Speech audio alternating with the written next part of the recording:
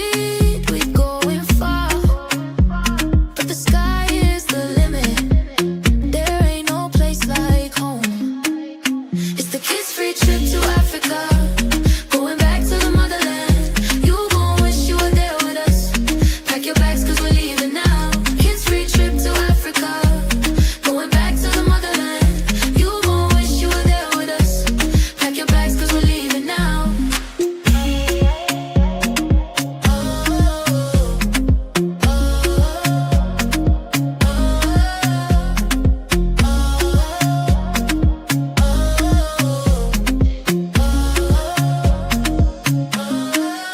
It's the kids' free trip to Africa. Okay, so when you get to your last 30 seconds, you'll raise your hand, and when you need to be done, you'll fix what you need to be done. Now, I'll tell you, unlike some other moderators, if your time's up, I will stop you. Okay? Okay, let's do that. We will start in the order of the candidate after sitting next. So let's start with Mr. Allen. Now, please introduce yourself. We'll go.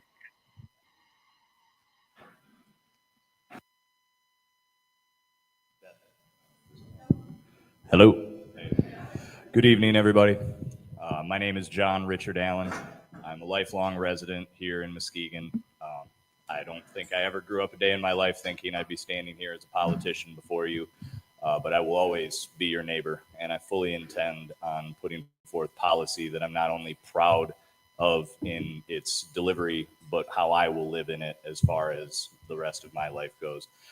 There's a great song I always think of, chances to move mountains are few and far between, but they're only unseen by those who choose them to be.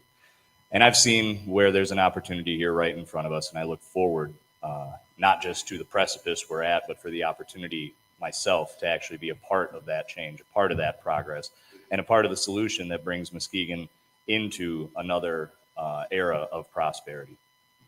We have one of the most incredible and valuable resources the entire world knows, fresh water, and it has to be protected at all costs.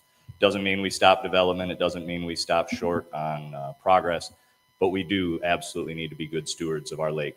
It is the most important part of what drives not just life on Earth, but life right here in Muskegon.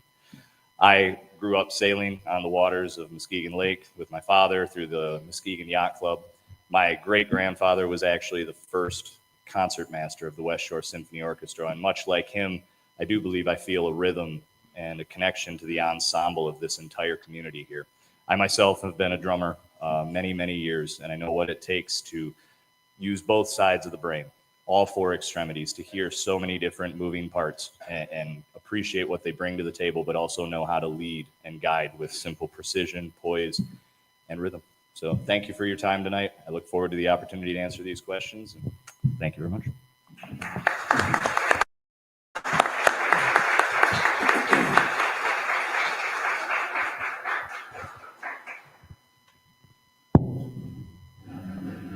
Good evening, good folks.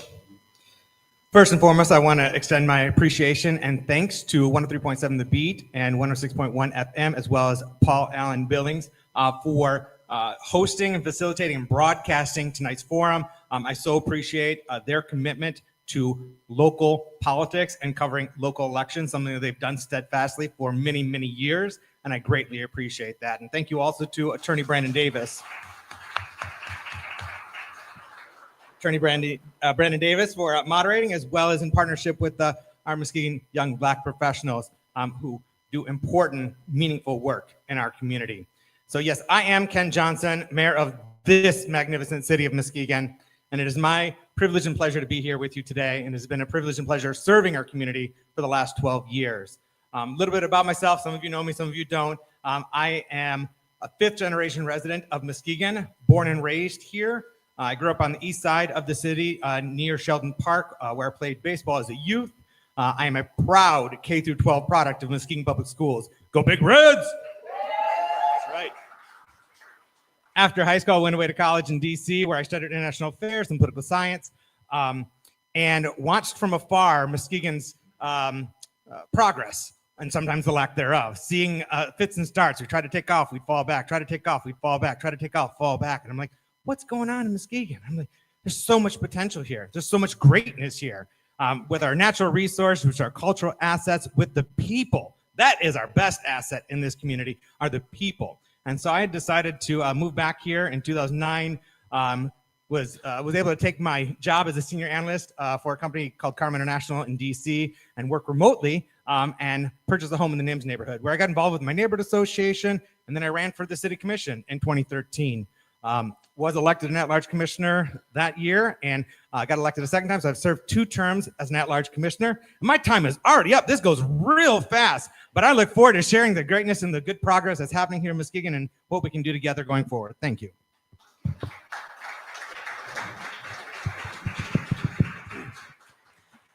Good evening, everybody. I'm Bob Garrettson, and I want your vote to be the next mayor of Muskegon. I want to thank Paul, I want to thank Brandon, I want to thank Young Black Professionals for hosting this event. I want to thank all of you for coming. I'm going to try to spend this very short time I have giving you a little bit of background of me, why I'm running for mayor, and why I should be the best candidate. A little bit about me. Grew up in the Pacific Northwest, graduated from college, served in the United States Navy in both Yokosuka, Japan and Washington, D.C. Got a graduate degree in public administration in Washington, D.C. But more importantly than that, I met Heather. I met my wife, who's from Muskegon. We got married in Michigan. We moved to Kansas City. I worked in local government. I started a financial planning business. My wife was a federal prosecutor. We were involved in the community. We had kids. We have Benjamin and Kate, who's here with me tonight. And we wanted to raise our kids back by family. We moved back to Michigan. We moved back here in 2006. We immediately got involved in nonprofits that worked in local neighborhoods, that worked in the downtown, that worked with kids programs, that worked on social justice. We started a business, moved it downtown, and we became much more involved in the community. We did that for 19 years. We raised a family. We bought the house that my wife grew up in over on Jefferson Street by the high school. Last fall, friends, neighbors, people in the community approached me and said, based on your experience, based on your education, based on your leadership, based on your love for this city, would you run for mayor? I looked at this opportunity and I decided that this was something where I could contribute even more, where I could listen, where I could work together within the community, I could work together with our surrounding communities on issues like housing, economic development, public safety, and programs for kids. Please elect me mayor of Muskegon.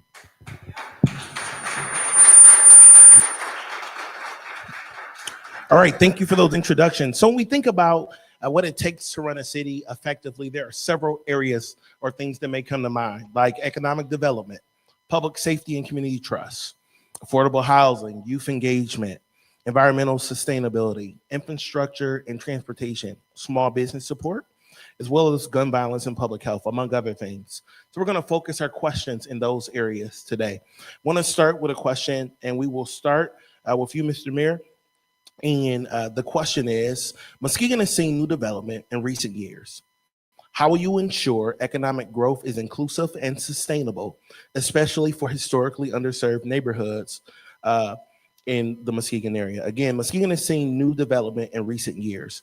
How will you ensure economic growth is inclusive and sustainable, especially for historically underserved neighborhoods? And you'll have 2 minutes for this question. Thank you. That is a great question. So during my 8 years as an at-large city commissioner, we saw considerable investment in downtown that was much needed and important to revitalize downtown. That's where a lot of the energy and investment was concentrated.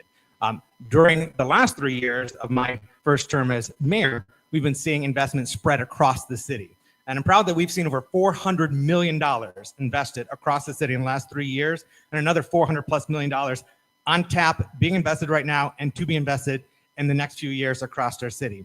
And I say across our city, because that's so important that we see that investment spread to every corner of our city to create jobs, to raise quality of life, to create new opportunities for our community, and to utilize the resources that we have and make sure that they're equitably available. And so I know some of you can't see me back there, so make sure they're equitably available to our community and utilize our economic Development and Revolving Loan Fund to make resources available, particularly to folks from marginalized communities to have those resources. Because as we know, or as many of us know, folks from marginalized communities have challenges accessing the capital that is necessary to start businesses and grow their businesses. And so having a robust development services team at City Hall, which we have and has been growing, and adding development analysts that can go out and help folks throughout our city. We're seeing greater attention to other business quarters outside of the core downtown. And so that's important to continue. Also looking at advancing an economic equity commission to help identify where there are shortfalls and help to vet proposals and new developments and ensuring that resources are being made available equitably. It also requires us to look internally at City Hall. That's why we're part of a Government Alliance for Racial Equity and in the progress right now of reviewing all of our policies and procedures and with an equity lens, because it's critically important that we walk the talk at City Hall as well. And so that is very important to me, and I'm so proud of the work that happens with NYWP as well as Muskegon Black Wall Street to support small businesses. That's good.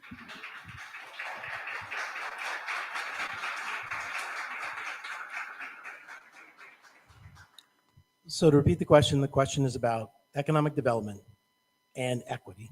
Sure. Equity throughout our community. So economic development, when you look at it, we have to make Muskegon anti-fragile. Well, what does that mean?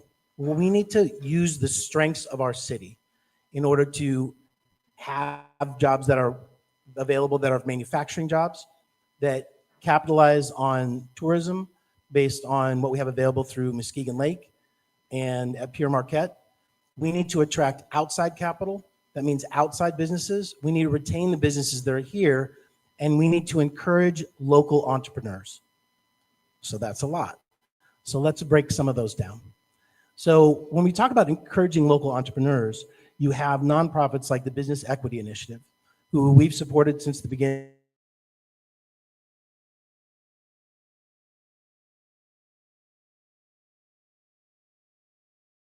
That provide entrepreneurs start to partner with nonprofits and the private sector in order to foster entrepreneurism. So you can see things like, Lumberman's Vault, where you have a place where Muskegon can gather, where you can have local entrepreneurs that don't have to go through the full raise for the bricks and mortar to start their businesses. Those are things I would encourage. We also have an incredible workforce here. We have an incredible manufacturing base. So I've talked to the CEOs of companies that have the majority of their employees that live here, but their plants are sited elsewhere. How do we get those over to Muskegon? How do we make sure that we're taking care of not just their employees, but we're taking care of them so that we can have good, high-paying jobs here? So I've talked to local employers. I think we look at things that Jake Ekholm and the economic development team have done to both retain employers like Foam Corps and encourage them to expand and continue to employ the citizens of Muskegon to make us into an anti-fragile economy that is very diversified and that is there for everybody. Thank you.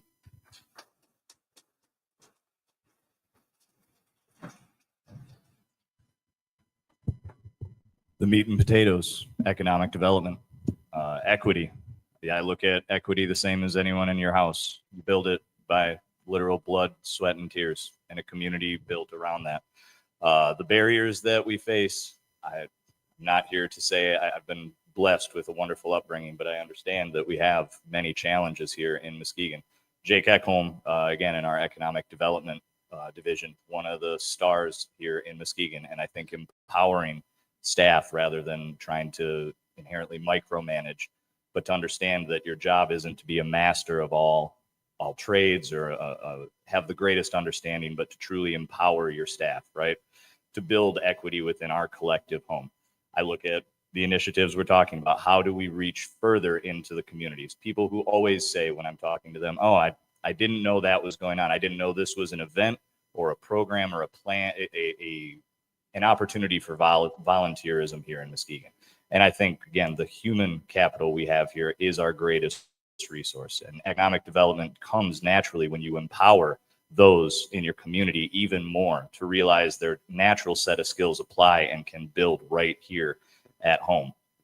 As far as, again, equity throughout the many years that Muskegon has been a city, we've gone, we've had our fair shares of up and down. We've made a couple of steps forward and we've taken 2 steps back at times, but now we are finding a stride. And I do believe, just like I mentioned earlier, the rhythm of our community is unique. It's different than you'll find in Grand Rapids or Grand Haven, but we have all the tools in place to build equity, to continue our economic development. All the tools are right there in place. I believe I would know how to empower them and foster their abilities even further. Thank you.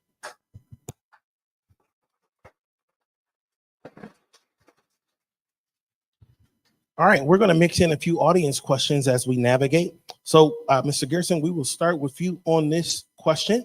And the question, this is an audience question, which is 2 questions with the same topic. So I want to word it in a way that covers both. Will you explain your position on Fisherman's Landing and delineate whether or not you are in favor of keeping Fisherman's Landing and campground as it is today? And we will give 1 minute to each person for this question. Yes. Question or 1 minute for 1 minute for your response to the question I just asked, which is, what is your position on Fisherman's Landing, and are you in favor of keeping Fisherman's Landing and campground as it is today? So thanks for this question. I really appreciate it. And when you're talking about the question about moving the Mart Dock and relocating the port services over to the campground of Fisherman's Landing, you're talking about public access. So you're talking about, how do we get the most public access for the most people in the city of Muskegon? When I go visit my son in Baltimore and I get to see an entire community enjoying the Inner Harbor, that's what I want for Muskegon. I don't want a gated community. I don't want this to be a place where only a few that have boats or that have RVs or that have expensive condominiums can enjoy Muskegon Lake and the work that's been done. So I think we need to really expand public access. When I talked to Al Steinman and all the work that went into doing the remediation on Muskegon Lake, we should enjoy that. Not a small number of us, all of us. And so my guidance on this proposal is going to be what maximizes that public access.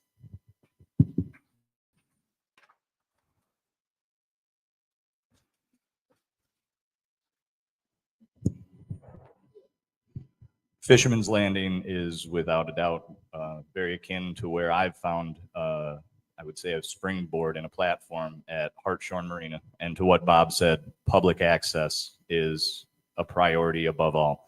Once it's gone, it's gone. It rarely ever expands. And when it does, it almost always comes with some strange condition that doesn't actually benefit the public at large.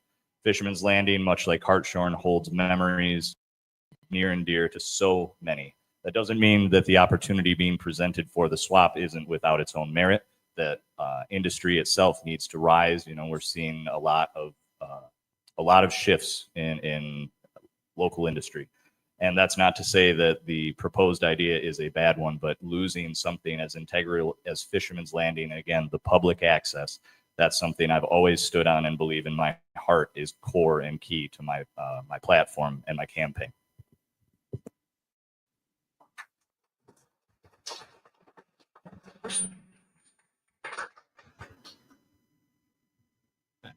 Great question. Thank you for the opportunity to address this. Public access is incredibly important.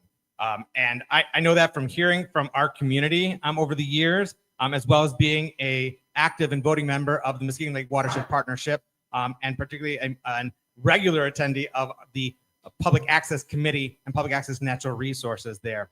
And so here we have an opportunity conceptually with Fisherman's Landing, swap with Mart Dock. Nothing's formally been brought to the City Commission yet, so I haven't seen the details. Details matter, so I could not tell you definitively how I'd vote until something formally is proposed. However, we do have an opportunity here to potentially relocate and upgrade shipping opportunities to ensure that we have a continued working port. It's important that we have a broadly diversified economy here, because a broadly diverse economy is a resilient economy. So investing in the shipping and logistics, as well as creating jobs and investing in new public access and considerable expansion of public access, both in the heart of downtown as well as on the east side of Muskegon Lake, supporting our neighbors in Jackson Hill and Angel downtown, So there's a lot of opportunity here for environmental preservation, job Oh, creation, sorry, and public you out of access. time.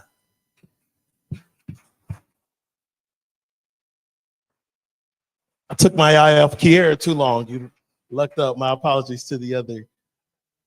Well, my apologies for that. Okay, let's move forward to the next question, which is, I'm sorry, my phone is. The last question I asked was the public question. We'll go back and forth between them for whoever asked that.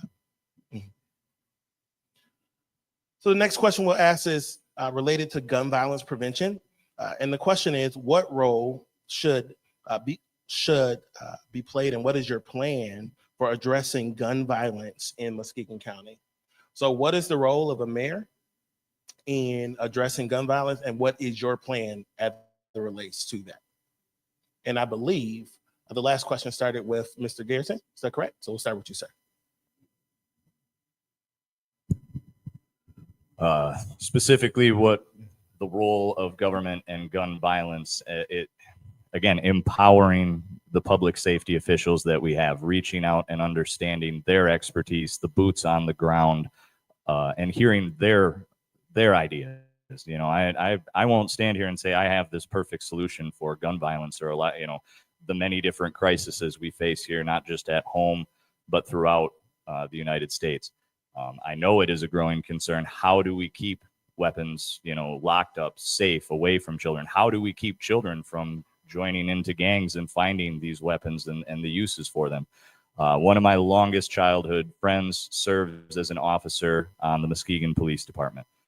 And again, like anyone, he is the expert. It's not going to be me, and it's rarely ever going to be an elected official. It's the people who see it day in, day out, that respond to the calls. What do they think? What do they believe can be done to solve the gun violence problem, and especially with our youth? It was a great question asked at the McLaughlin neighborhood meeting, and even the officer there.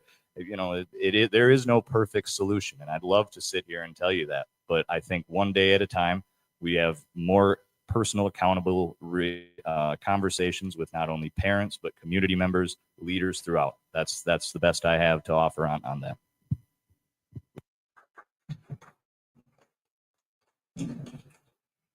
That was a 2-minute question. Gun violence in our community is something that distresses me, and it has distressed me for many years.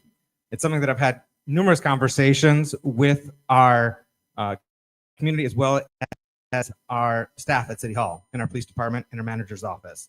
And while I'm reassured, it's something that I've brought up many times as mayor, and while I'm reassured that incidents of gun violence have been decreasing and we're trending lower, any incident of gun violence in our community is too many.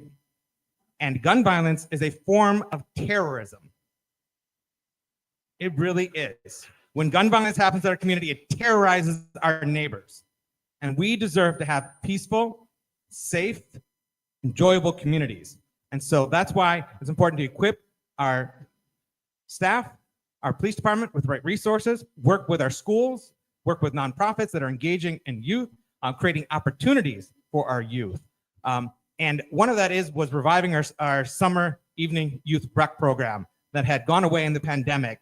And I was very intentional about working with partners on the Social Justice Commission, the Guns Group, Gaining Unity Through Nonviolent Solutions, and others, and Pathfinders, to bring that program back. Because it's important that we're providing those outlets for our youth and older youth, and even young adults, because that program goes up to age 20. In previous iteration, it actually went up to age 27. But providing those opportunities to keep some of our youth and older youth preoccupied and away from guns. But the other thing is, we all have to have a level of personal responsibility, because it is shocking to find out that a number of the ways guns get on our streets and in hands of people that it don't belong is because they're left in vehicles, and then they get stolen out of vehicles. So do not leave your guns in your vehicle. And if you have them there, make sure they're properly secured and legally stored.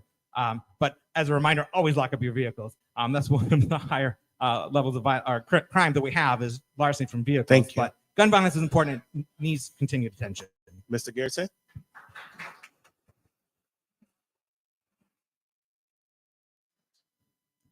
So this is a bit of a personal topic for me. I was home last fall, winter, and I heard the gunshots over on Larch. I watched my neighbor run across and try to provide comfort to a young man who had been shot in the head 2 doors down from my house.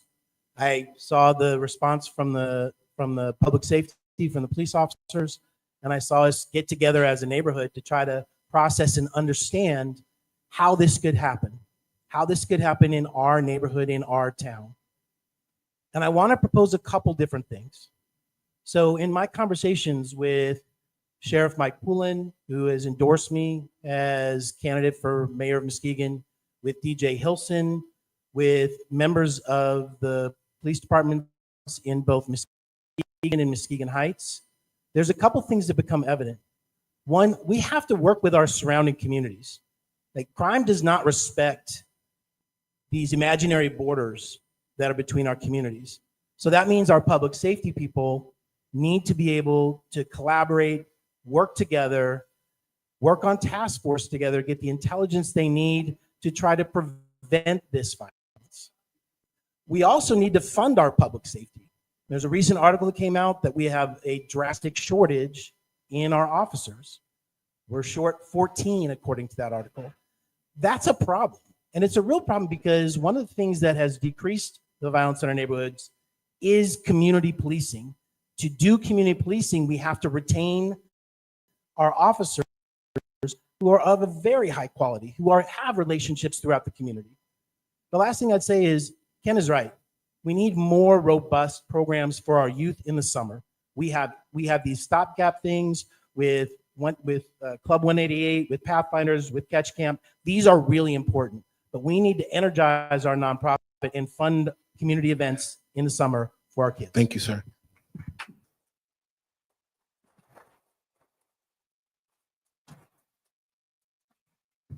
All right, our next question is an audience question, and we are going to just allow a one-word answer to this question.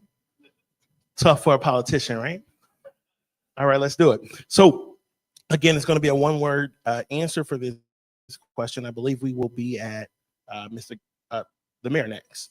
All right, so the question is, are you in support of term limits for the mayor of Muskegon? No. No, No. but he said no. Yes. Thank you. All right. We'll move on to our next question. Go ahead. Y'all can clap for him. Let's clap it up, y'all. Let's do it together. There we go. All right. So we'll move on to our next question. Our next question. I'm sorry. Yep. Everyone answered. All right. We'll move on to our next question, which centers around diversity, equity, and inclusion. And the question is, given national discussion and debate, what many would call recent attacks on DEI initiatives across the country, will you defend and advance diversity, equity, and inclusion efforts in Muskegon's government and public services? And again, I'll repeat that question. It is given national debates and what many would consider to be recent attacks on diversity, equity, and inclusion initiatives across the nation, will you defend and advance diversity, equity, and inclusion efforts in Muskegon's government and public services? Please answer that question, and you can expound on it. This is a 2-minute question, and we'll start with you, Mr. Garrison. So the diversity in the city government and on the city commission is extraordinarily important. You know, you have right now, as Ken will probably say, the most diverse city commission in the history of Muskegon. But it's not just representation. It's not just having people at the table. It's making sure they have a voice. It's making sure that the people that are women, that are African American, that are Latino, that are LGBTQ, that they have both representation and voice. And that's what I don't see at the city commission. What I see at the city commission is a city commission that's dominated by a few loud voices. When you look at statistically since 2022, the current mayor talks as much as all the women that are on the city commission combined. So what does that look like? What does that mean? Well, in the June 10th meeting, it means that Ken spoke 38 times, and that the two commissioners that were there, Commissioner St. Clair and Commissioner Gorman, spoke a total of 8. So we're not hearing the voices of the people that are supposed to represent our city. We're hearing predominantly the very loud voices of a very small number of people. I would like to see a lot more public comment during our city commissions. I would like to see a lot more participation in our city government, a lot more people running with a diverse set of ideas, diverse backgrounds. And I believe I have a diverse experience and a diverse history of leadership that can benefit our city commission. Thank you. Same question. Diversity, equity, inclusion, again, a huge topic that we see nationally and the way it's being approached. I think diversity in Muskegon has rarely ever been an obstacle to be managed, but the opportunity that we've been given in such a beautiful little corner of the world. As long as Muskegon has existed, no matter what's been going on in the world around, I do feel like the community, irrespective of what Bob was just talking about in commission chambers, our diversity shines through here in Muskegon, that in spite of all we see on the national level, we still are a very inclusive community. And like you said, it's not just about saying that we want to hear the voices. It's about encouraging them to speak for as long as they need to be involved in as many meetings as they can in the community discussions throughout our neighborhoods.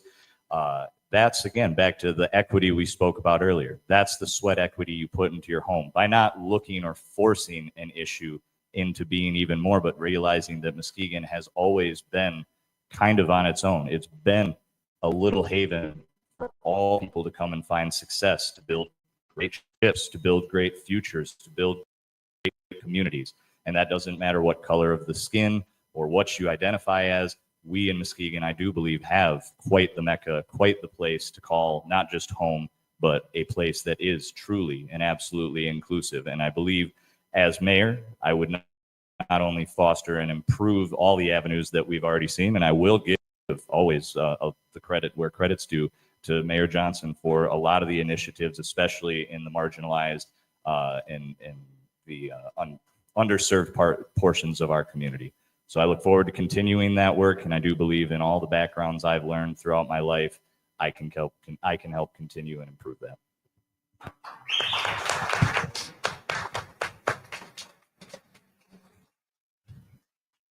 It's a great question and very timely.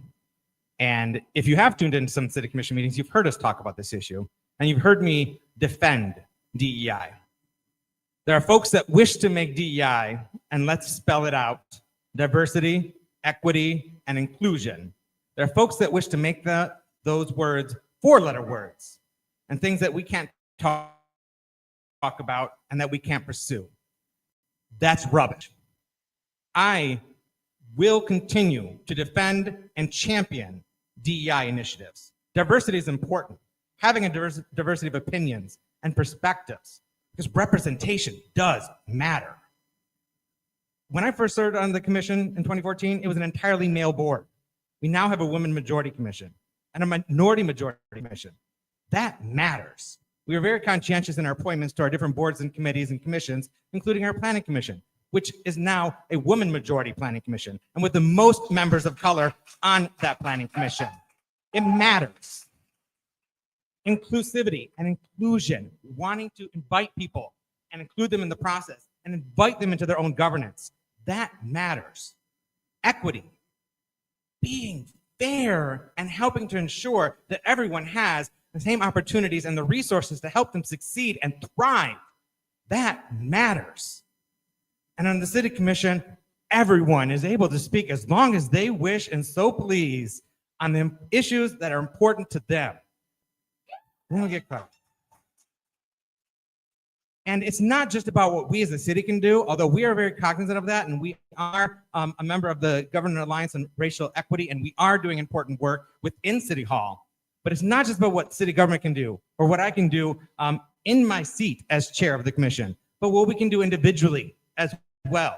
And that's why I'm very cognizant and steadfast in supporting the Muskegon Young Black Professionals, supporting Muskegon Black Wall Street, support our Black and brown-owned businesses in this community.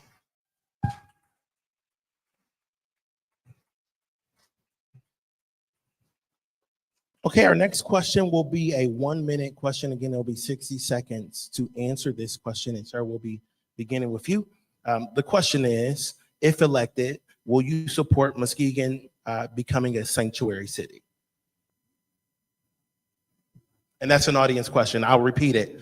If elected, will you report Muskegon becoming a sanctuary city? Sorry, very much a national issue. As far as sanctuary, to me, yes, I would support Muskegon always being a place where those, especially marginalized or fleeing from conflict within their own country or elsewhere, could find home and not only feel safe, but welcome here as well. The masked people coming in and taking away, that's definitely not a part of what I believe or would ever allow under my leadership as mayor. Again, there's a lot of complexities in there, but nonetheless, sanctuary is where we belong, where we feel safe, and under my leadership, that would be an absolute no-brainer, no question. Thank you.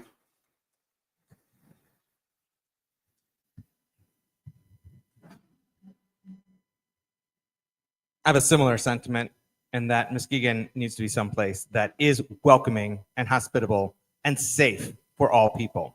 That's why I'm proud of our Muskegon Police Department and Chief Kozel at the beginning of this year in January, putting out a statement recognizing that we're not going to do the work of ICE. We're not doing that immigration enforcement work.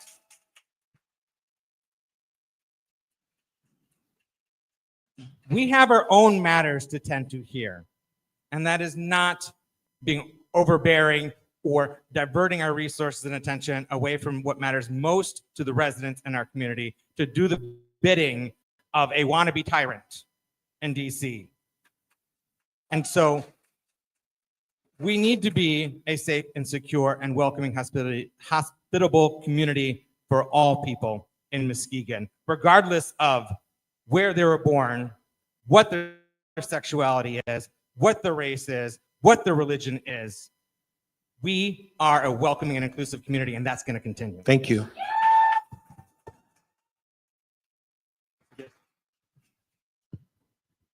So this is a clean sweep. I also support this. And let me tell you some of the reasons why. So when you talk to members of the Latino community, when you think about the idea that they did not feel safe here, and I very much agree with the celebration of Tim Kozel and the statement that was made by the Muskegon Police Department. But we still were required to cancel the Latino Festival, because even with that assurance from our local police, people in the Latino community didn't feel safe. Now, I have people that have supported my campaign that I've gone door to door with that have fled Argentina, that have fled some of the countries where they didn't feel safe.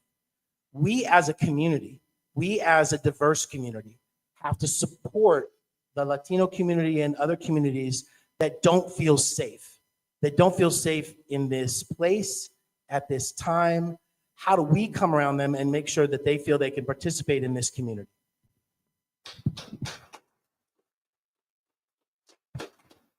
I just want to clarify that there was no requirement that they be canceled. You might have misspoke on the word required, but you said required, that the Latino Festival was required to be canceled. I'm not sure if he said required or not, but in order to make sure that we keep this running smoothly, if there is a issue, please address it to me off of the mic, and then we'll go from there respectfully. All right, so let's do it. Next question. The next question is, what specific experience do you have doing administration in an urban city, and how does your background prepare you to be a good mayor? Again, what specific experience do you have in being an administrator in an urban city, and how did your background prepare you to be a good mayor? And those are audience questions. I believe we are starting with Mr. Garrison. Am I correct? Here? Yep, Mr. Garrison. Thank you.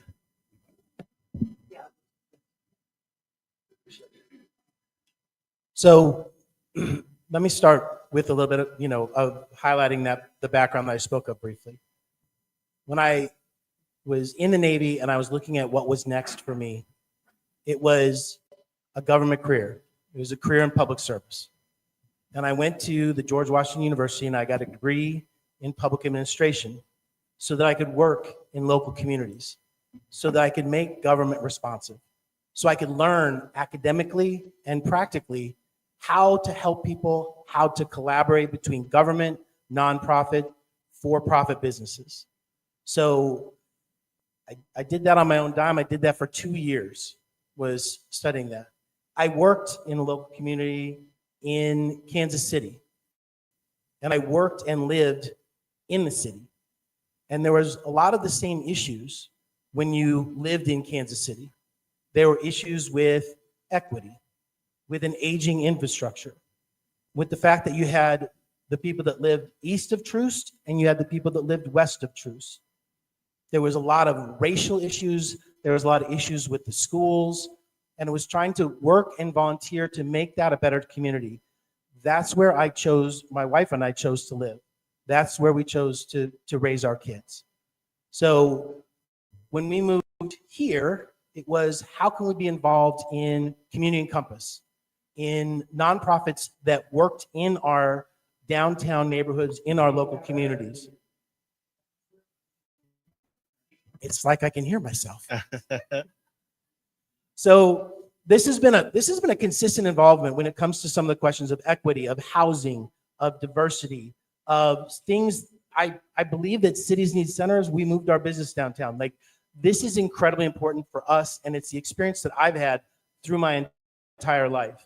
Everywhere I've lived in the city, and I've worked both for-profit, nonprofit, and in government to try to make our cities better places to live. Thank you.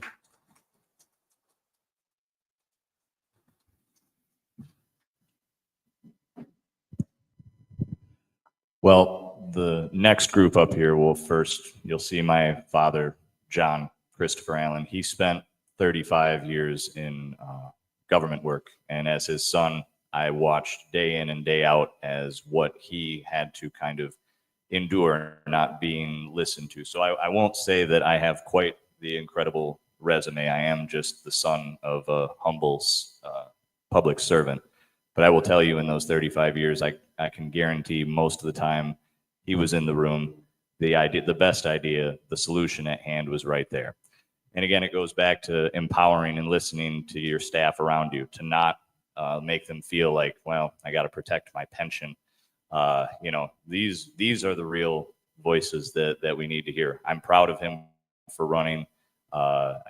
I don't know that I convinced him, but it is his experience that has guided me through almost all of this, to the point where I'm even confident enough to stand up here and believe that I could make a difference. He worked tirelessly in public utilities, which, again, just as much as keeping our lake clean, the water coming out of our tap, the sewer, the distribution, all of those simple things, that's what makes civilized life possible. And I do look forward to the challenges, but I remember all of the days, all of the times that the handcuffing of those with the best ideas in the room just was not a part of what was in the commission chambers of a neighboring city. And I look forward not just to his time at the table and tell you more about it, but especially what I can do and what I've learned through his own public service. I know it's talking more about him without a whole lot of detail, and I acknowledge that, but really I have a pretty good understanding of where the basic, simple solutions can be found within our city just by watching him for over 35 years.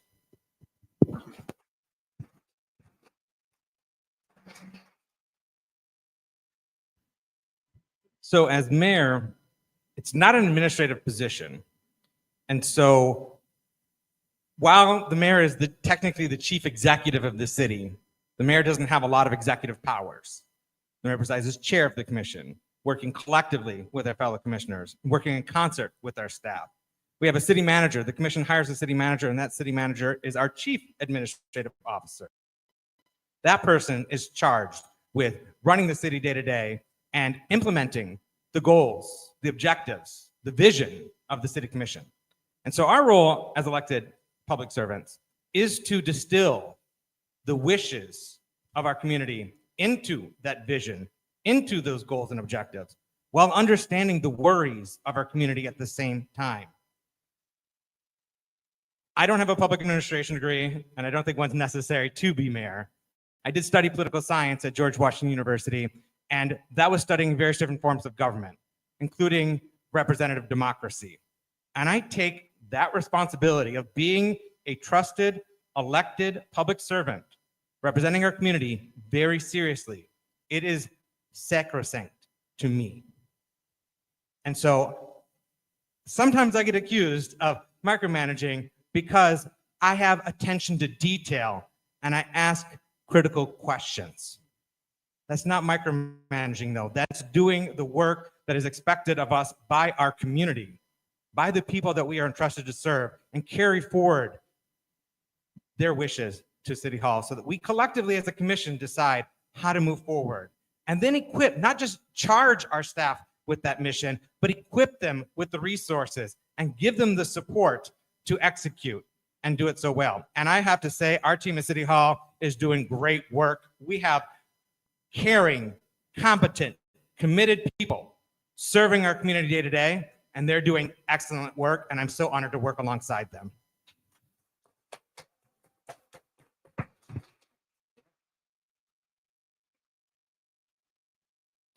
All right, so we're getting close to our time, but I want to get to some of these audience questions, a few more of them. We've gotten to quite a few, but I want to get to a few more of them. So we're going to do this next question as a 1-minute question. And the question is, have you had any campaign finance violations? And if so, can you update us on it? And I believe we're starting with you this time. Well, that's a pretty easy answer for me because I've told everyone on this campaign trail I'm not taking any campaign donations. My best friend Hunter and my family have been instrumental in just helping get the word out the grassroots style, not taking special interest money. So the real quick, easy answer is no.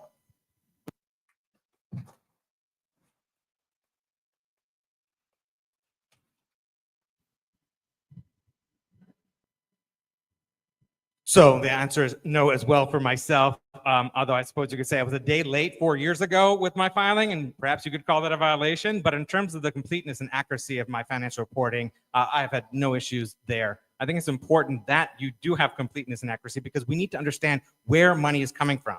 That's so important. 4 years ago when I ran for mayor, there was a dark money group operating out of Lansing who was spending money without having to disclose how they raised that money or how they spent that money, so long as they didn't say vote for, vote against, elect, or don't elect. And so we need to have clarity and transparency in campaign finance to understand where that money's coming from, how it's being spent. And I will say, while I am accepting donations because it's necessary to run a campaign operation, I will say that I am not accepting a single dollar from any developers in our city. Hands off development dollars.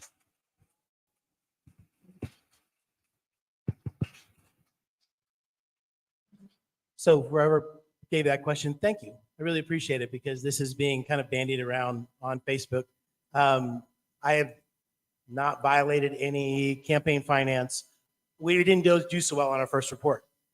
I've not run for politics before. And Jamie Gorman, who's my treasurer, who is so frustrated with the electronic reporting system. So there's 15 addresses that we got today. Those will be submitted tomorrow along with, and I didn't read the actual, there's something about something that didn't get translated or transferred electronically. So if anybody wants to go through our report with a fine tooth comb starting tomorrow, please do. We're happy to be supported by a very diverse group of people. A lot of people from this community, a lot of friends, a lot of people that I've met throughout my life. So if anybody has any questions, please, let me know. Preferably not by Facebook. I don't really use that much. If you want to email me or set up a meeting or call me, I would appreciate it. Thanks. Thank you.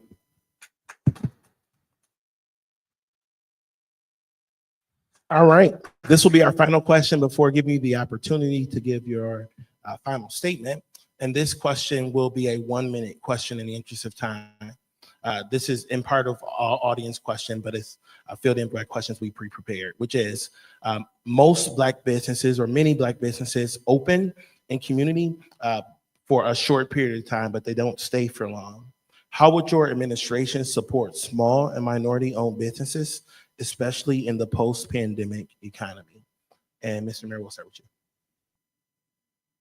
Yes. I mean, one, it is having that support from our team at City Hall, the Development Services team, and providing opportunities, access to opportunities, fair access to opportunities, not just choosing the people that you know or that you're buddies with, are friends with, but making sure that everybody in the community has access to those opportunities to bid on them and secure those resources and those opportunities. But it's also incumbent upon us as individuals to support our small businesses in this community, particularly Black and Brown owned businesses, because they tend to struggle more with access to capital and having the resources to support them. And so that's why I individually make a point to do so in supporting those businesses and championing them and advocating for them and promoting them, because there are things that we can do individually and there are things that we can do as a city. And when one of those businesses downtown was struggling and was pushed out, I was there to provide moral support and be a resource to her and help her. We're out of navigate time. that. Thank you.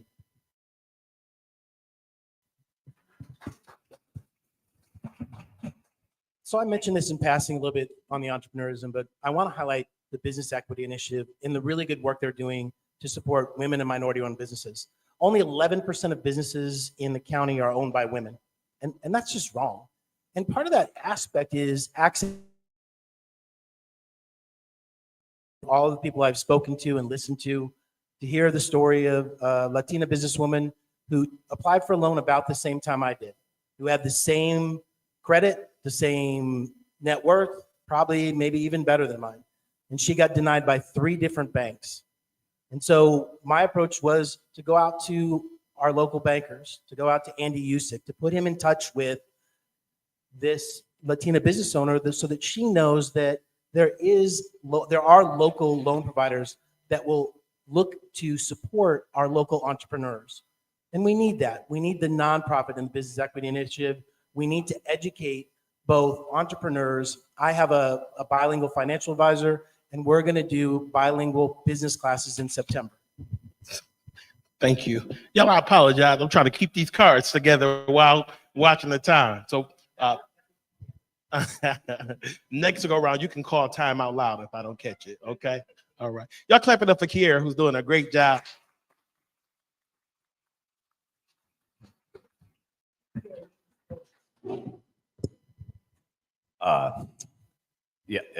First, I think I'd like to say congratulations to Motu, the new wine bar that's opening at the end of West Western Avenue. And to the point of, again, personal accountability within our own community to support every business, especially those that are startups of people of color or coming up from the ranks of a neighborhood that otherwise didn't provide them the opportunities that maybe they should have. Very easy example that I'm sure he'll touch on even more. My father, again, he knew an internship that was available through the water department and leveraged that just the same as I learned how to bring forth a benefit to a young Black man who's now actually running the water department of one of our neighboring municipalities. And again, it's not just about funding, though that is a huge part of it. And I think, again, connecting our immense resources of human capital and those non-traditional senses of a loan are well within our power at the commission level. Thank you.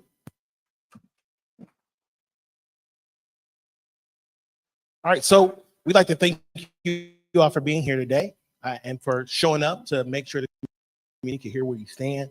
We want to give you 2 minutes each to give your closing thoughts on why you should be elected mayor, Mr. Gertson. We will start with you, and Kiera will call time.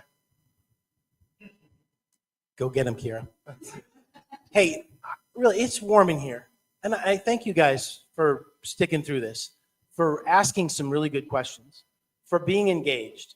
You know, the theme of my campaign is Choose Muskegon. And that's something most of the people in this room do every day.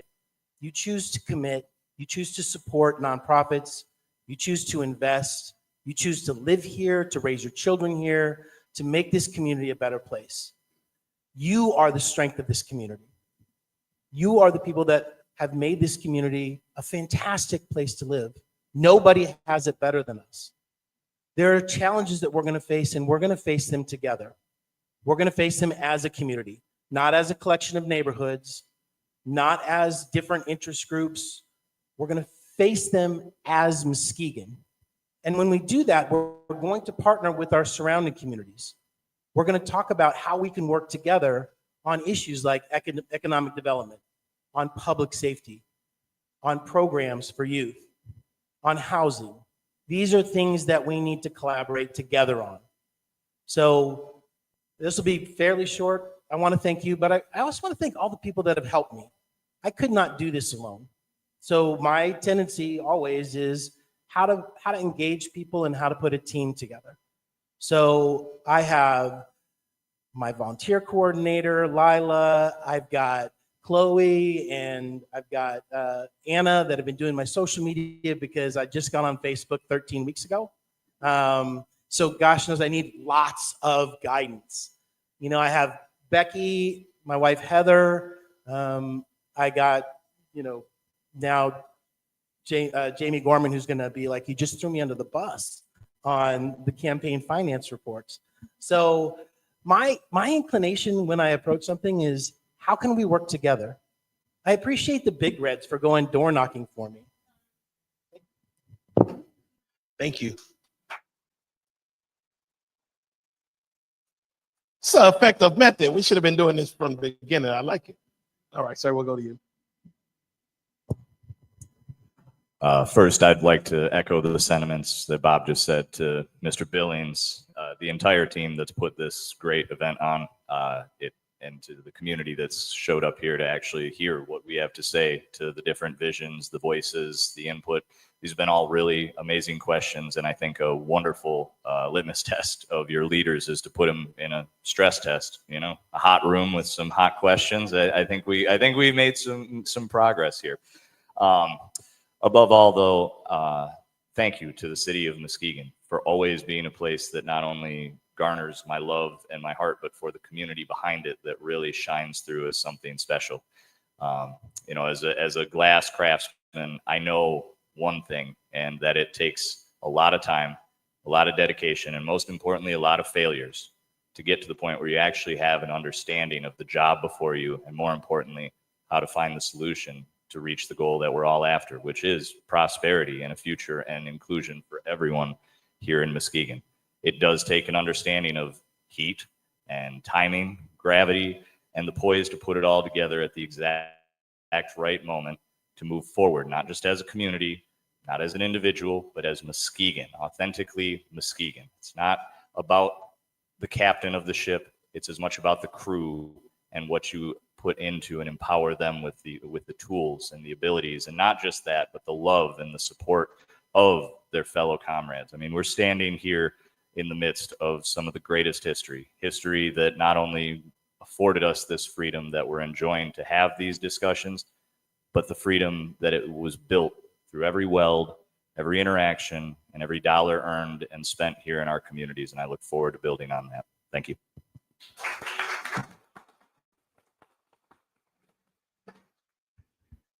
Thank you again to the facilitators of this forum and to our moderator. It is important to provide this opportunity for our community to hear from us and to ask questions of us before they go to vote tomorrow. I want to thank my fellow candidates, John and Bob, for running for mayor. It's important in a representative democracy that we have competition. Competition yields, competition of ideas and perspectives and vision yield to a better, healthier, more vibrant democracy. So I appreciate both of them in running. I also appreciate them choosing Muskegon. You know, John choosing to stay here in Muskegon, and Bob choosing to move from Grand Haven Township in 2019 to buy a home in the city of Muskegon. And so I appreciate his choosing to grow with Muskegon in that regard. I am so heartened by the work that we have done in Muskegon over the past couple decades. It's through concerted and conscientious collaboration amongst neighbors across the city, nonprofits, healthcare, educators, business owners that have worked together collaboratively to turn Muskegon around. It has been through collaboration. It's been through working together to grow that pie so we all have a larger share rather than fighting over the same or shrinking pie. And so it's that spirit of collaboration that's going to continue to carry Muskegon forward. It's through that collaboration that we've been able to revive our Parks and Recreation Department during my first term as mayor, that we've established a Parks and Rec Advisory Committee made of citizens across our city, that we've made millions of dollars investment in our park system, that we've undertaken and successfully adopted significant zoning reform in our city so we create new housing opportunities and flexibility for investment here, that we've supported small businesses and invested in them and nonprofits through our ARPA community grant program, that we have bolstered communications and community engagement because we want to invite you into our governance and you to be part of it. Thank you. Thank you. All right, can we give a hand to all of our candidates again? Thank you all for joining us today.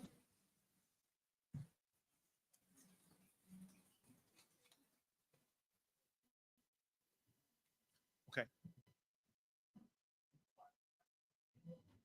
Take a break. Okay. We'll take a break and have the city commissioners at large candidates come up. Give it up again for the mayor candidates. This is one of the few times all three of them have been together in the same place.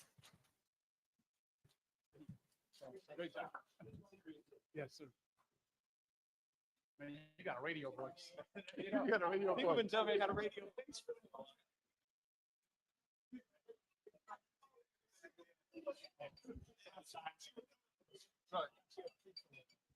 Yeah. Got it, right?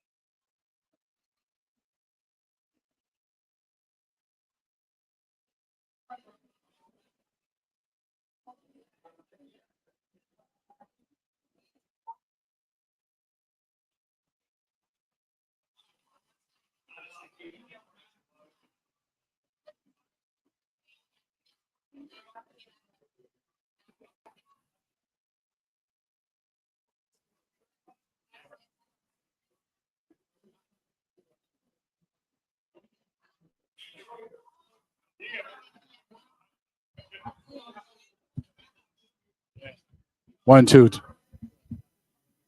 Mija.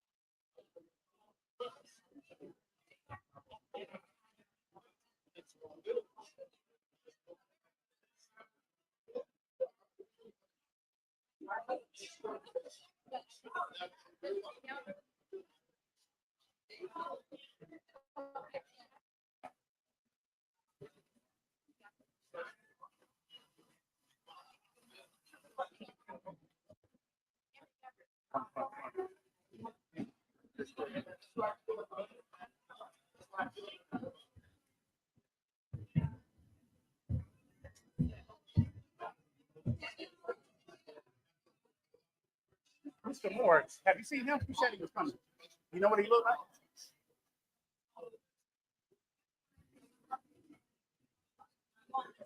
like? Huh? Yeah, I talked to him last night. He said he was coming.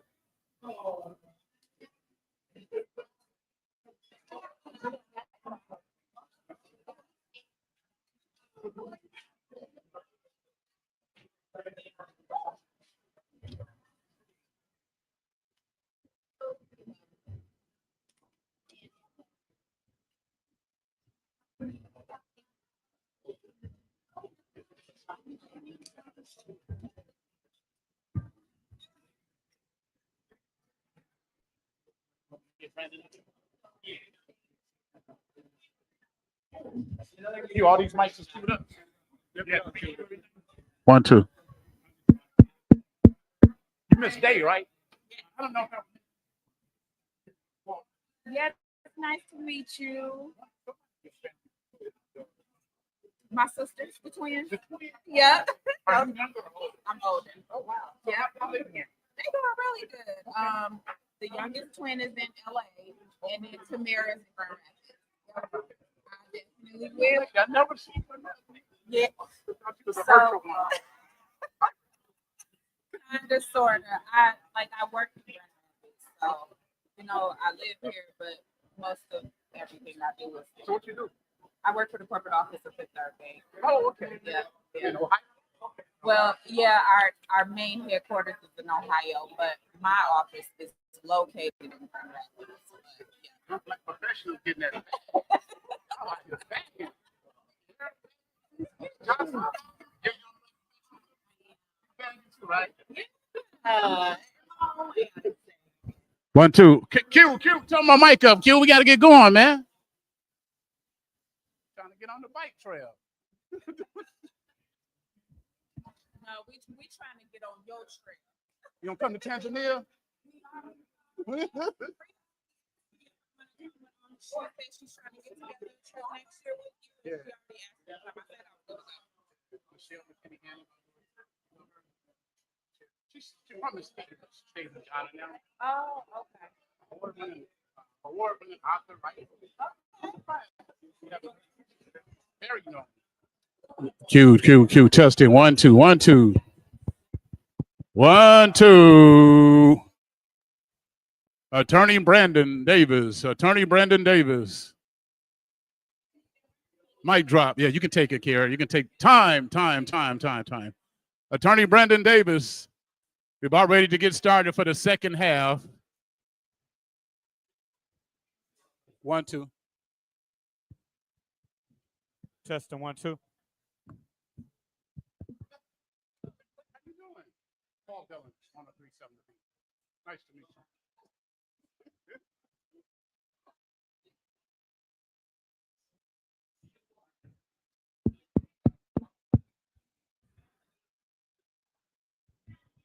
1, 2, test. Check. 1, 2. City of Muskegon commissioners at large. That's good.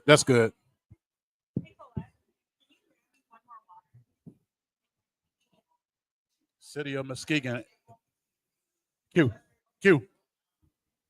City of Muskegon.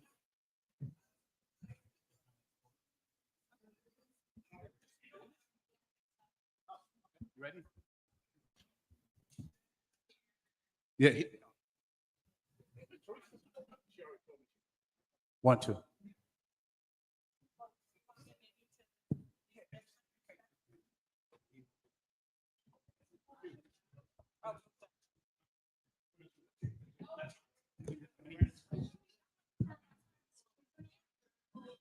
Check. Somebody got it.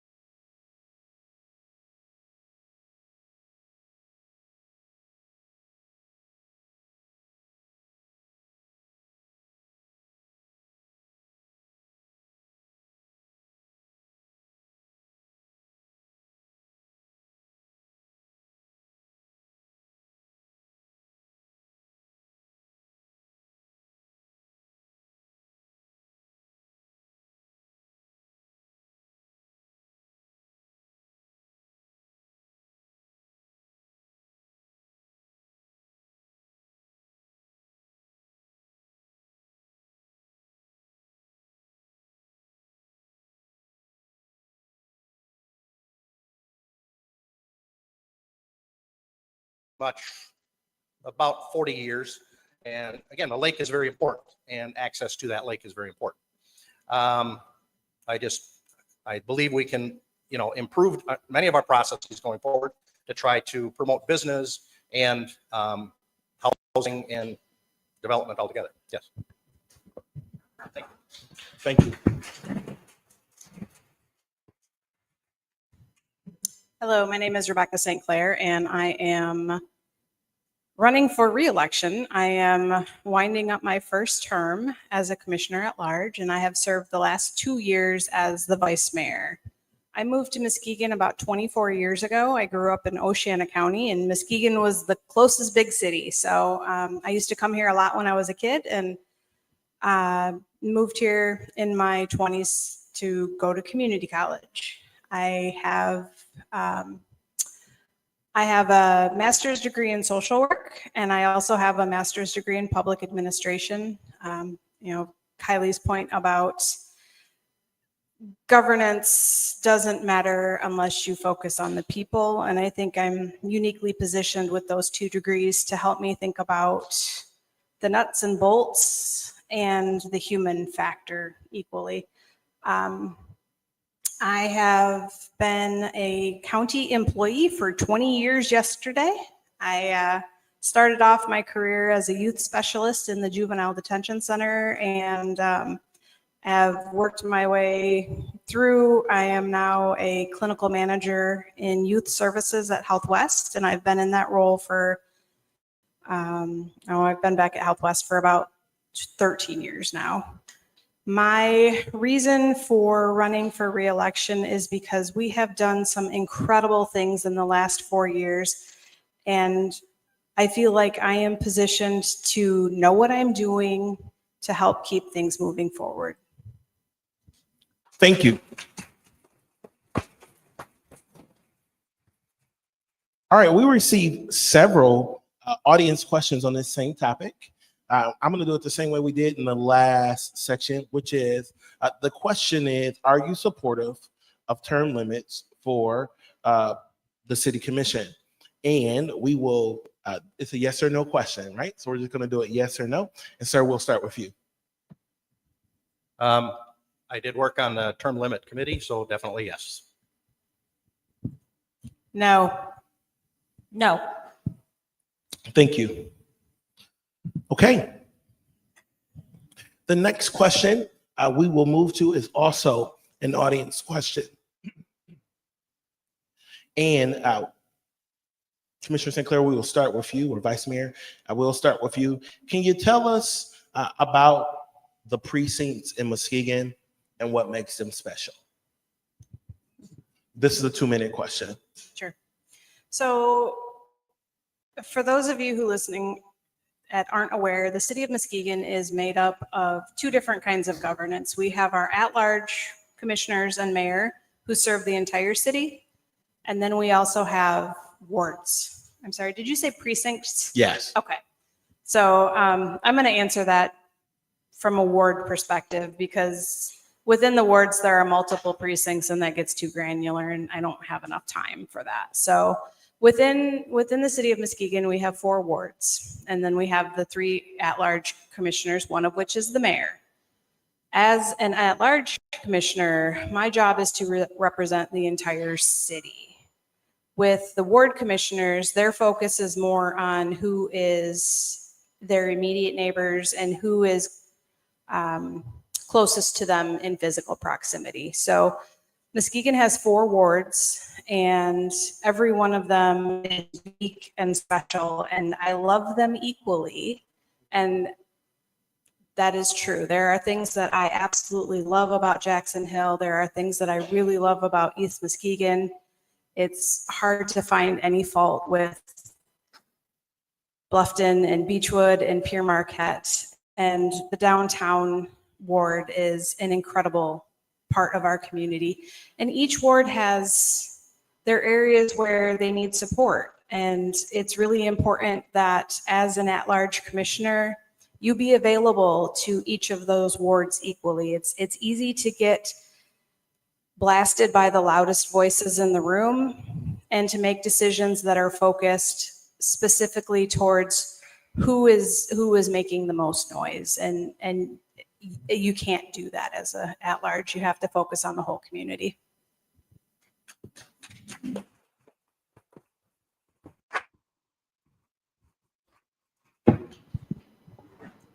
So for me, I was very excited to run on the aspect of being an at-large commissioner because I also love the entire city. So I started out going to school at NIMS Elementary, but then NIMS ended up shutting down, and then I had to transfer to Mona Shores. So with that being said, I was able to see parts of Muskegon County as a whole that I wasn't necessarily going to be able to if I just stayed in the Muskegon public school system until I would have been older, right? So what makes the different precincts in Muskegon different and running as an at-large commissioner makes it so special because I can represent the whole entire city and then know my constituents as a whole versus just who's in my ward.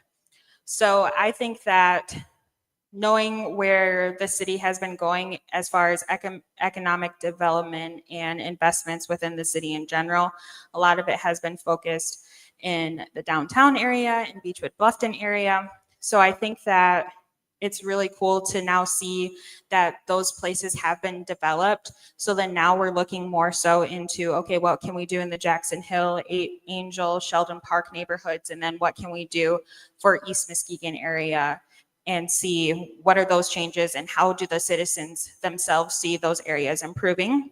So I think that seeing what the citizens themselves see is special within those neighborhoods is my most favorite part, and seeing what do they think is most special about their own neighborhood, because I've only ever lived in NIMS neighborhood. So I'm looking forward to hearing from the citizens themselves. And I've never been in McLaughlin neighborhood. When I went to the neighborhood association meeting, I never knew that park, but getting to see that Thank you. has been special. Thank you. Thank you.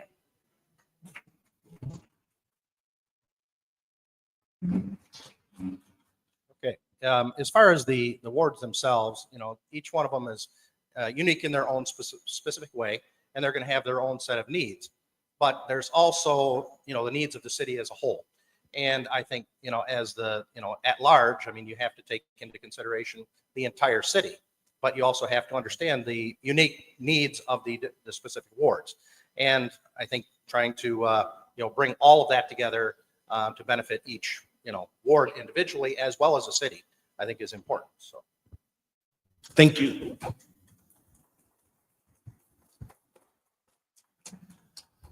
Okay, we will start with Ms. Jackson for the next question, which is this. There are competing priorities as it relates to public safety spending. Some members of community believe that more funds should be spent in the police and fire departments. Others think that funds should be invested in other types of programming. If elected, how would you move forward with dispersing funds for public safety?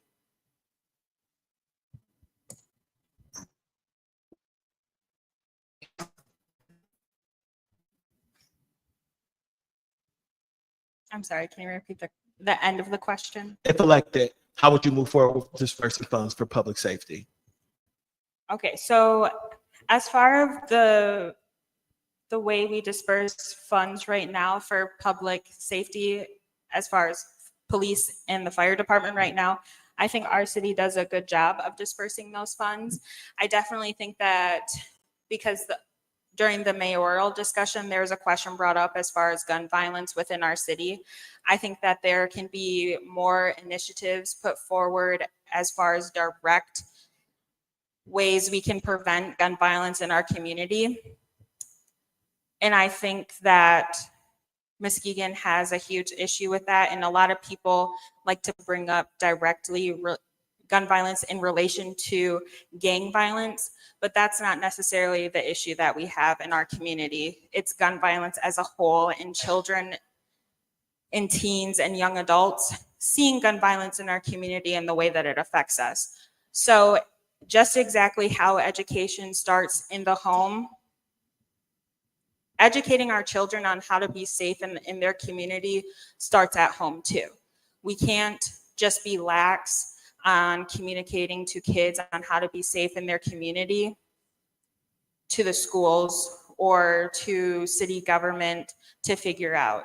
We have to, as a community, come together and figure out a way to inform families on how to better educate themselves on safety so we can together be a safe community like they used to when I was a child. People used to come into our schools and educate us on how to have safe homes, how to be safe around fire, how to be safe all together in communities, but now they don't have that as much. And I know that because I have nieces and nephews who are in this public school system now.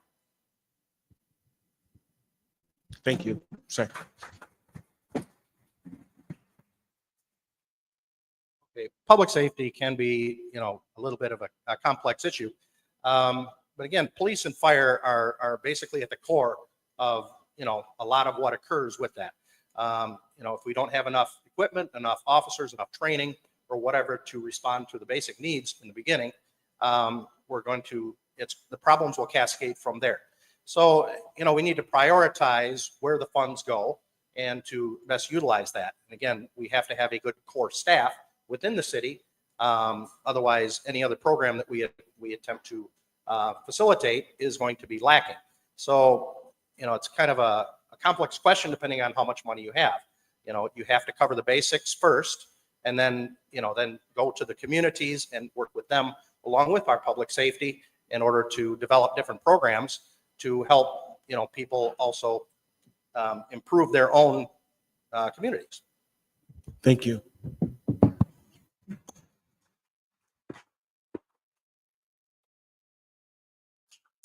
So this is one of those really complex issues. We already spend more than half of our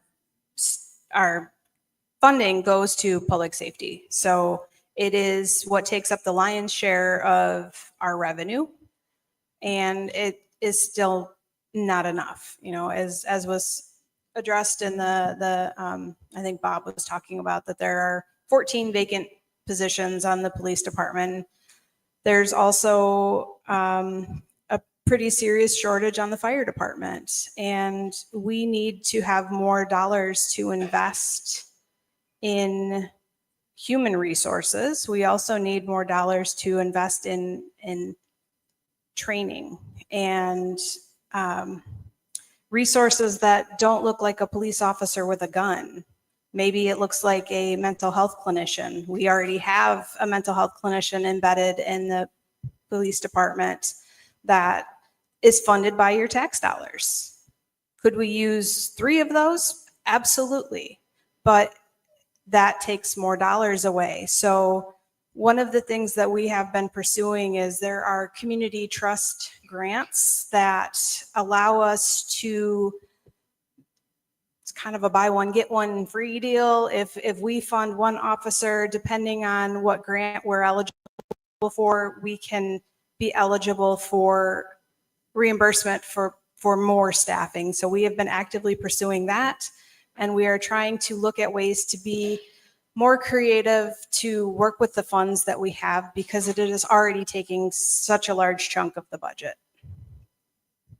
Thank you. So this next question is about your philosophy on public safety. On public service. Where do you stand on this? And this is a question that I think is important for today. It is your responsibility as a public servant to listen to what's said by community members and do what they say. Or is it your responsibility as a public servant to listen to what's said by community members and do what you believe is best? All right, and I believe we're on you for the first with this question, sir. That is kind of the interesting part about being in a position, especially on a commission or, and as any government official, and that is, the people are really the people, it's their city. We're elected to do their will, but there may arise conflicts at times in a decision-making process where maybe what is best for the city may not be the will of what, the people themselves. And it's a very complex thing. But as far as I think we need to work on educating people on these decisions, we need to listen. Always the bottom line is to listen, but we also need to educate very much, especially on the decisions we're attempting to make. The person may not agree with what is going on, but again, it's the dialogue that has to be talked about to educate. I mean that bottom line, but it is at the core to listen. We are elected to listen and represent. So would your answer be which part? Which are you saying that you would listen and do what's said, or listen and do what you believe is best? That would depend on the situation. I mean, that's not really a black and white thing. I mean, you can't really just say I will always listen and do what's best. What is best for the people may, I don't know. It's thanks for the added clarity. So the people are not a monolith. I hear from people every day, and I hear different things from people every day. There have been very few issues where I have heard a single voice that made it very simple for me as an elected to understand, yes, this is the way we need to go. What I hear instead is all kinds of opinions and ideas, and sometimes misconceptions about what we're working with and what we need to do. And my job as an elected is to take all of that input and then also listen to what staff tell me and do my own research and then make a decision that is going to do the best for the most people. I have said from day one when I decided to run that I am never going to be able to make everyone happy. But if I make everyone a little unhappy sometimes, then I'm probably doing it right. And I feel like this is a trick question, Mr. Davis, because there is no way to listen to the people and do what they say, because in a room of 10 people, you have 10 different opinions and 10 different ideas. And some of them are going to be very wrong and harmful, and some of them are going to be fantastic, but also impossible. So it is definitely a balancing act, and I will always try and listen, and I will always try and do what is best for the most people. Thank you.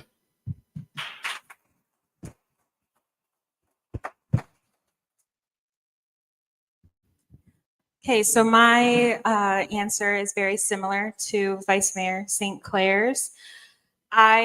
Every single person I have spoken to in my campaign, during my campaign, has been that the number one issue with campaigning and understanding civic engagement in politics in general is that people do not understand government overall.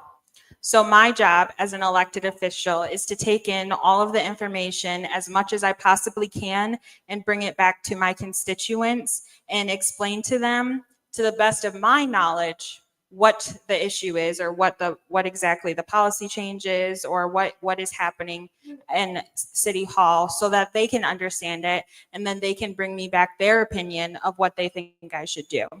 Now, the question was, would I listen and do what is said of me as an elected official, or would I listen and do what is best for the community?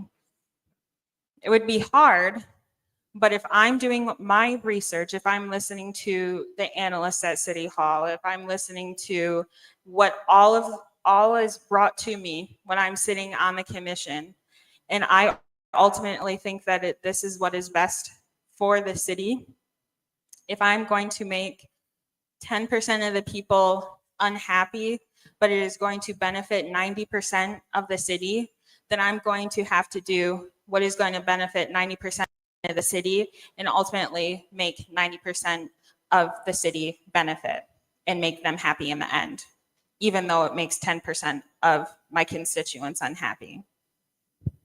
Thank you.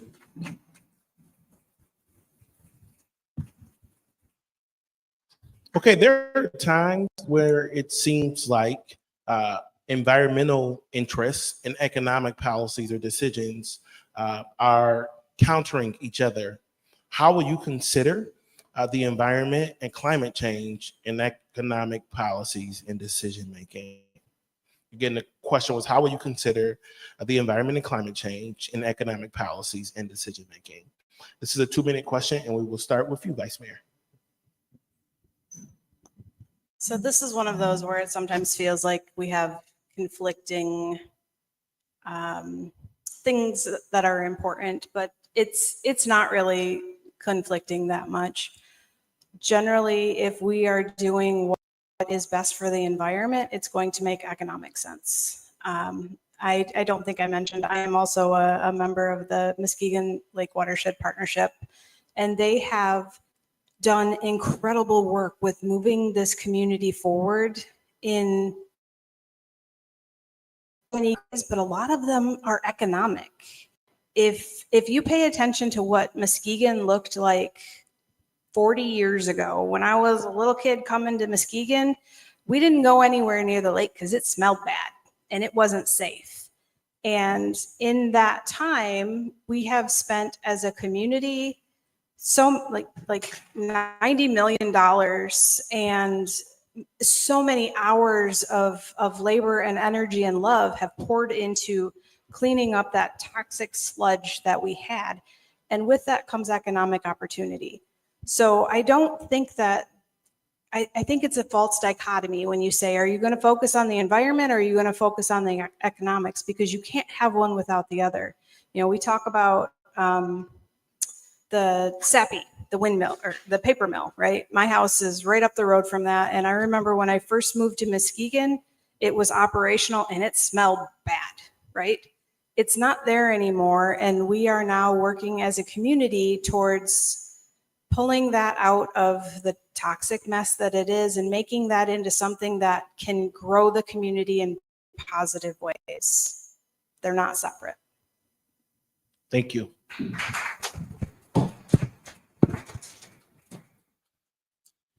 So I fully believe that you can do the right thing while supporting economic development. For a long time, the federal government was doing it and it worked. If we in Muskegon want to have great economic development while also supporting our environment here, we can bring really good, green, clean jobs here to support economic development here. And then I'm sure, I'm imagining there's possibly a question about housing, but if we have really good, clean, green jobs here, in return, more people will have better wages to afford better housing here in our community. Then we'll have happier citizens who can afford to live, eat, and breathe in Muskegon County. So we can have both really good environmental policy here and really good economic policy here. They go hand in hand. You don't have to have one or the other. It just depends on how hard you're willing to work for it.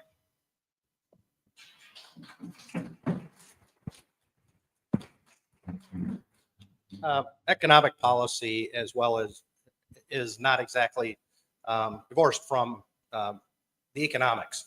I mean, as the history of this city has shown, I mean, look at the money that we have had to spend to undo all of the economic, environmental issues that have occurred over the years. So proper economic policy, especially long-term, is good business policy. I mean, we don't want to have to pay to clean up like we are currently doing. And so I think it's very important to, that the environmental aspect of any project is just as important as the economic. Thank you.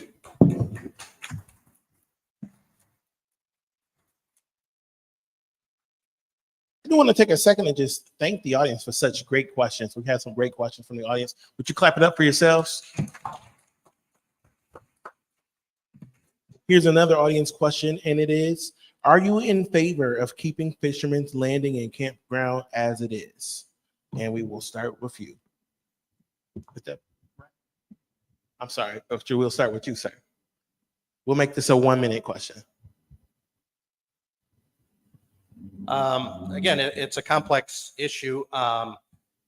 As far as Fisherman's Landing, I mean, it's kind of a strange situation in that it is a nice campground located in kind of an industrial area. But it is very well utilized. People love it. The tournaments and everything that occur out of that area are, very popular.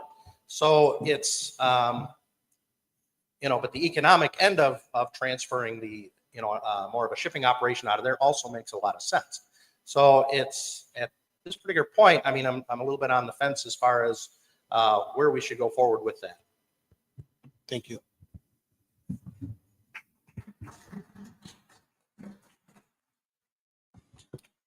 As it stands right now, I assume we're talking about the campground specifically. I think people conflate Fisherman's Landing, boat launch, and fishing pier with the campground, and those are two separate things.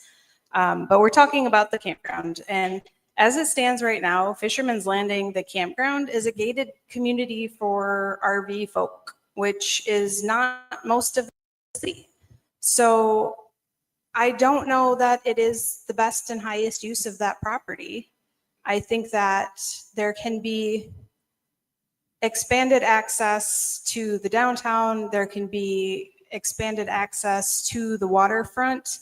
I haven't seen the agreement yet. As they say, the devil's in the details. And for me, it would require that MartDoc was no longer operating downtown for Fisherman's Landing swap to make sense. But if it is as presented, then yes, I would support it. Thank you.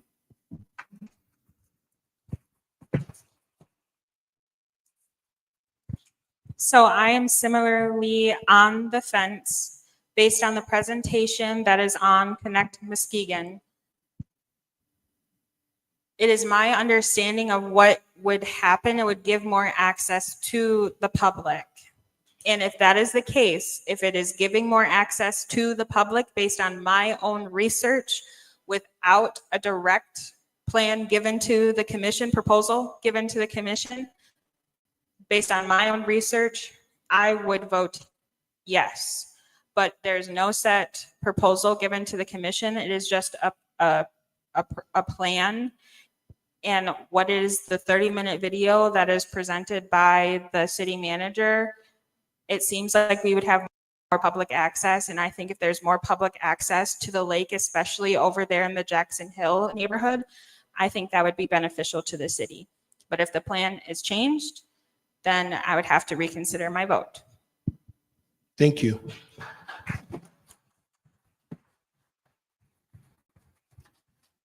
All right, our next question centers around neighborhood investment.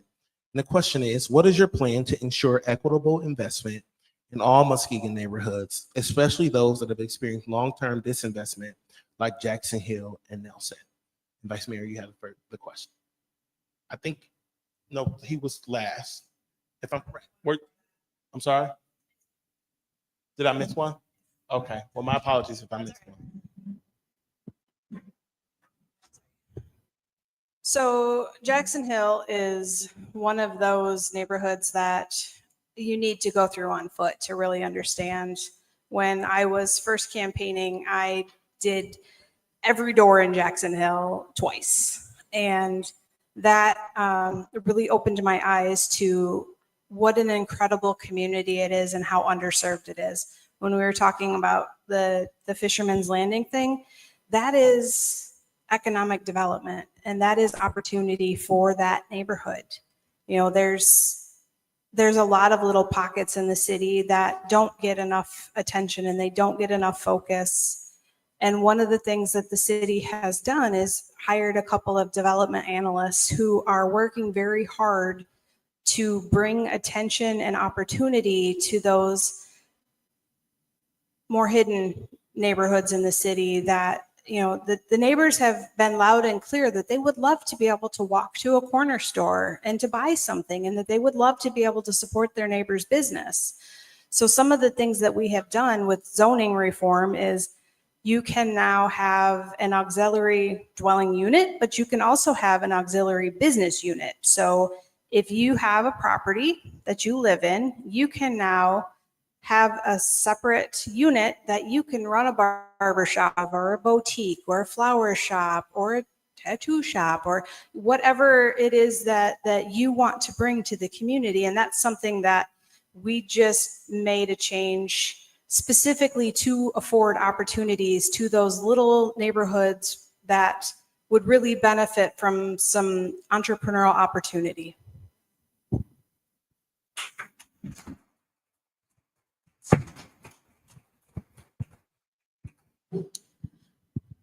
So there's a lot of interest in neighborhoods, such as Vice Mayor Sinclair was saying, to have little pockets of areas such as that. One of the number one things that I've also have been talking about a lot in my campaign is having equitable transportation within our community. Right now, we do not have a great bus route, but then other communities surrounding us also have to buy into that bus route.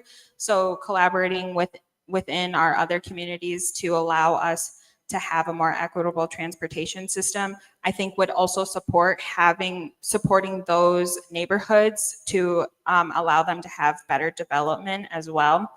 But I also think thinking about how the effect of COVID really changed how neighborhoods work, and going door to door, knowing your neighbors, I think has really changed ever since COVID. One of my campaign events was a mutual aid community event. And within that event, there wasn't that many people, but we were able to see how not a lot of people are connected to each other anymore. So I think as a city commissioner, I would want to talk to my constituents and see how they would feel about hosting more events like that, similar to like National Night Out, which is tomorrow. So we can see what is exactly, how can we get more people connected within our communities, within those neighborhoods that are not much like downtown area or Beechwood Bluffton area that are more interconnected. How can we get that replication of what it used to be in the early 2000s, much like when I was a child?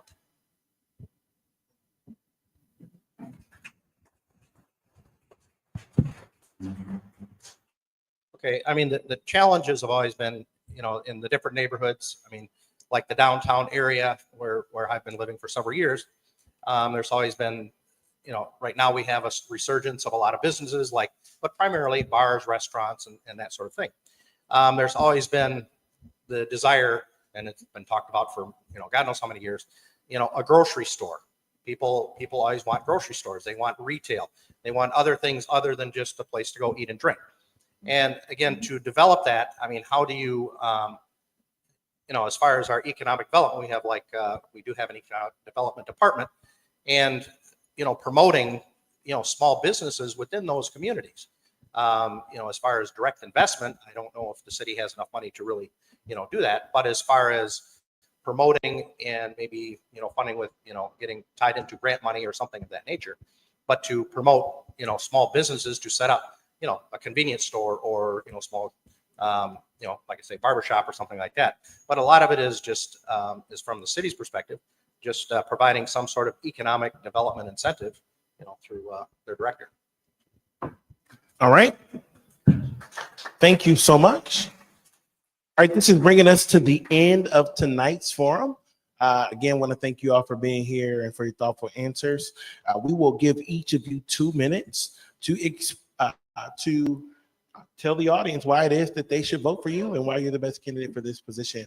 And we will start with you, Ms. Jackson. Well, my main campaign slogan is fresh vision and bold action. Yes, I am a young person. I've never ran for office before, but that does not set me aside from my competitors.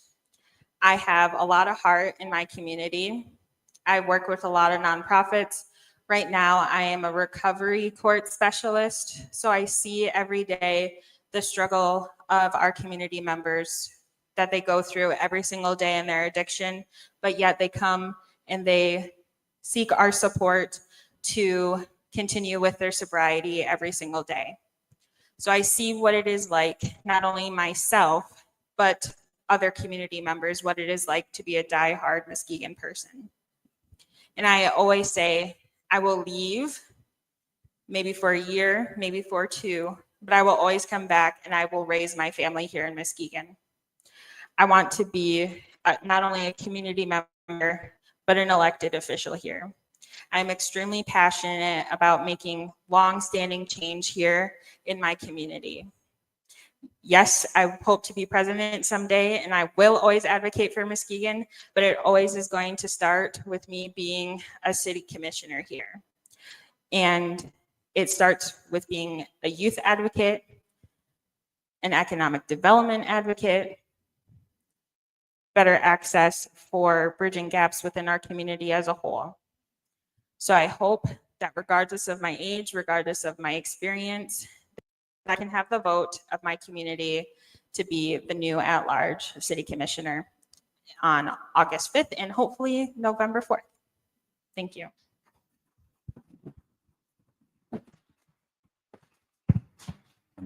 Well, basically, I've been on the other side, or as far as the public service, as far as a public employee, for 35 years. So my experience within the cities themselves, understanding the different processes, how things work, as well as being a citizen, I think, and kind of bringing all of that experience together to hopefully improve the whole process within the city is kind of why I'm running. So, thank you.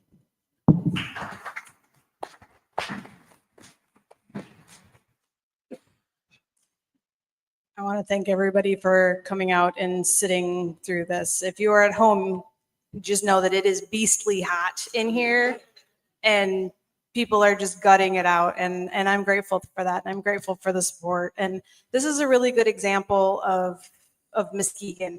I love this community so much because we do stuff like this. That one of the best things about this community is the way that we come together through the struggles and the successes. And there's nowhere that I would rather be. I think about where do I want to retire? And I really can't imagine retiring anywhere but here. We really do have it all.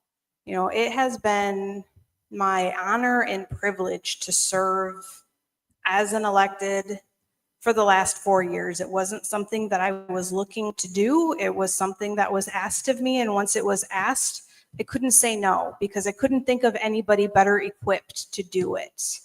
I have unique qualifications. I'm a very smart girl and I'm stubborn. So I think that those come together to make me a really good person for this type of work. I'm a trained therapist. So that means I'm a really good listener, but I'm also a trained manager and I understand what government can and can't do and how we navigate with that. So, Kylie mentioned her slogan. Mine has always been better together. And I really believe that with all of my heart, that if we keep moving forward together, there's nothing that we can't do. So I hope you will continue to support me for your vote. Thank you. All right, can we give it up for all of our candidates again? I want to thank you all for coming out and thank you all for being here. I want to turn it back over to PA. Yes, give it up for Attorney Brandon Davis. Give it up for Attorney Brandon Davis. Our timekeeper, Kiera. Big up to yourself. I want to thank my staff, 1037B staff, and Muskegon Young Black Professionals, and our candidates. This is a beautiful setting to be inside of a Navy ship that fought for our freedom and democracy. I've been to a lot of countries. A lot of countries don't do this with civility. So big ups to yourself. Make sure you get out, exercise your right to vote. Thank you very much. Have a good night.